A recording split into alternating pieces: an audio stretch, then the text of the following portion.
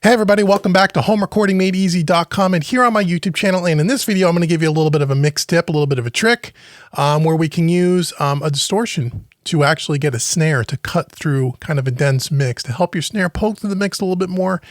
We took a look at how we added samples last week. This week we're going to take a look at adding a little bit of distortion to a snare to get it to cut through a mix. So before we do that, if you like what you see in this video, please consider subscribing. Also hit the notification bell. Also, if this is your first time here, go out to homerecordingmadeeasy.com, get your free mixing course. It's right on the homepage, big orange button. You can't miss it. It's worth about $100, free to you.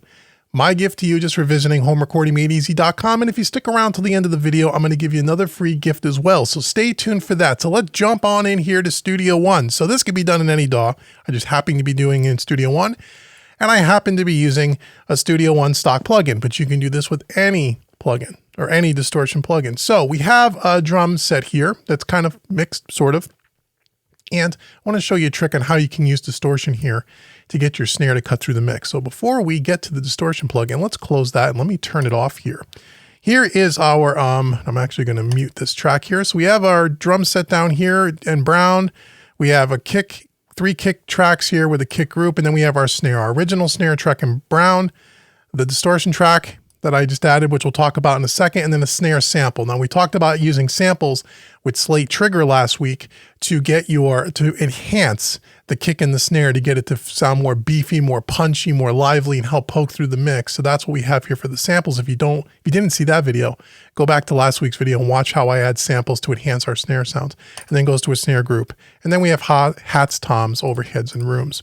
So if I just solo up this drum sound here, let's just kind of solo up the drums and play back this little piece of music without the distortion track. Here's what we have.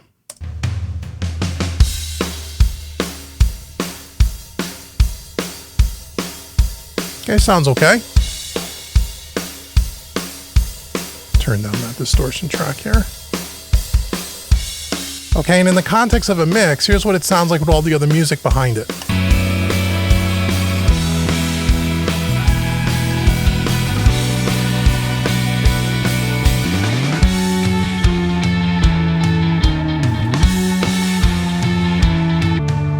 Okay, so there we go. So the snare gets a little bit buried there when you bring the rest of the music in.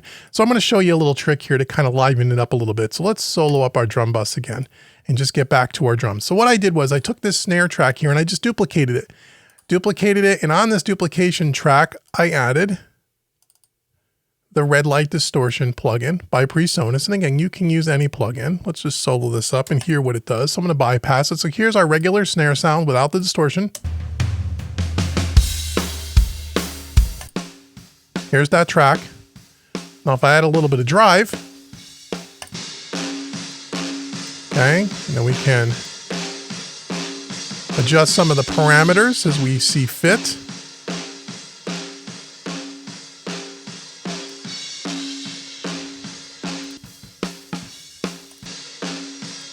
So it gives it kind of that trashy kind of a sound. And again, on its own, it doesn't sound very good. But when you kind of blend it in with your other snare sounds, it'll help it pop through a little bit more and give it a little bit more character.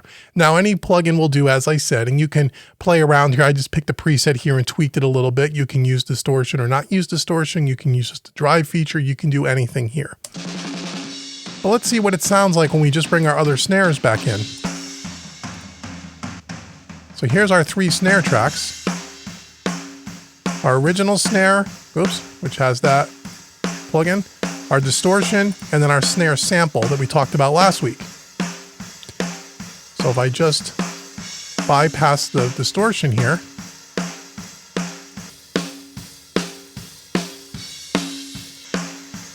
and then how much of this you use is completely up to you. You can blend it in.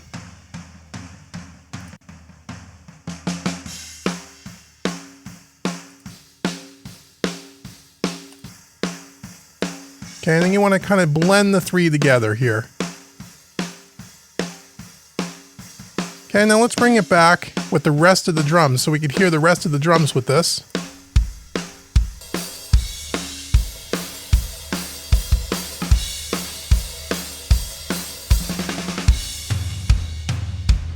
Then we'll bypass it as it comes around the loop again.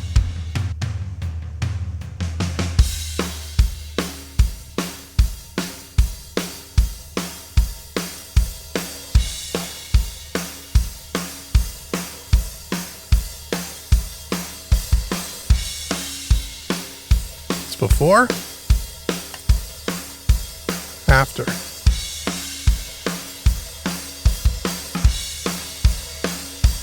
And you can get pretty aggressive with it if you want.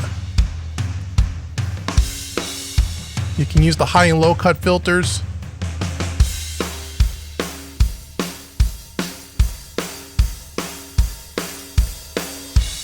Okay, now how does it sit with the rest of the band? So let's bring the rest of the band back in and let's kind of listen to it and dial it into taste, because you really want to do this in the context of the mix, obviously, but I wanted to solo it up so you could kind of hear it.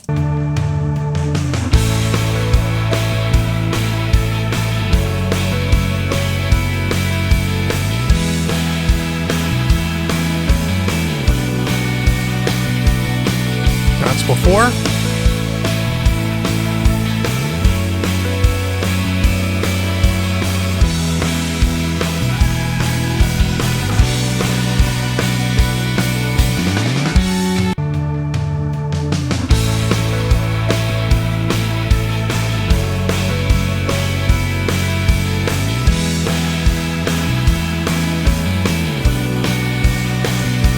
So it brings up the upper frequencies. You hear a little bit more of the crack. The trashiness kind of gets it to cut through a little bit, and it also gives it just a little bit more character. And again, you can play with this all day long. You can try different types of distortion, and or saturation plugins would work too, but the distortion plugin is a little bit more effective. It's a little bit more obvious. The saturation plugin is a little bit more subtle, so you can play around with it. But this is another way, building off of last week's video, how you want to enhance maybe your kick snare, the core of your drum kit, using things like samples, and now also using things like distortion.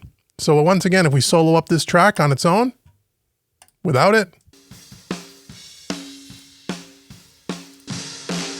with it, again, you can use the mix knob if you want to just dial in more or less, and then with the whole bands.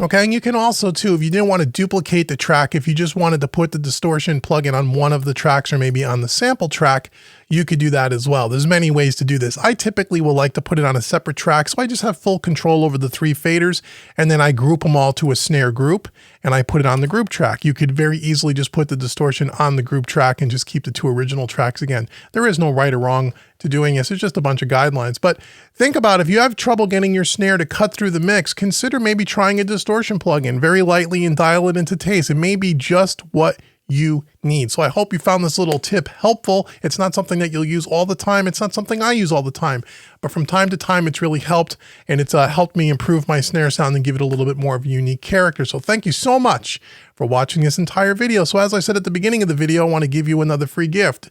First, you need to go out to homerecordingmadeeasy.com and get your free mixing course. Now, if you've already done that, and you want to check out one of the other training courses on my website, I want to give you a 25% discount on any training course on the website. If you use the coupon code YouTube25, use that at checkout, YouTube25, that'll take 25% off any training course on my website. Again, it's my gift to you just for checking out homerecordingmadeeasy.com. So last but not least, I want you to leave some comments below. Let me know if you've ever used this kind of a technique on a snare drum, or what other kind of techniques you use to get your snare to cut through the mix. Go ahead and leave some comments below. Let me know what you think of this video. And until next video, I've been Dave with homerecordingmadeeasy.com. Thank you so much for watching, and I'll see you all very soon. Take care, everybody.